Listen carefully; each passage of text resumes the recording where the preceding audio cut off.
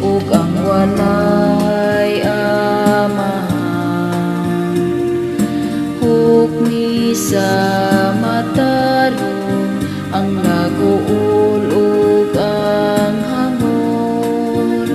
Luwasa ang ubos ug ang kabus, gikan sa kamot sa daotan paling kawasa sila.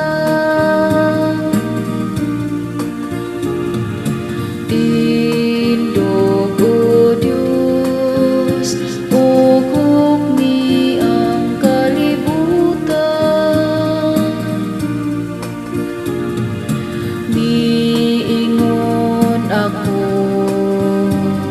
kamo mga Diyos, kamong tanan nga anak sa labing hala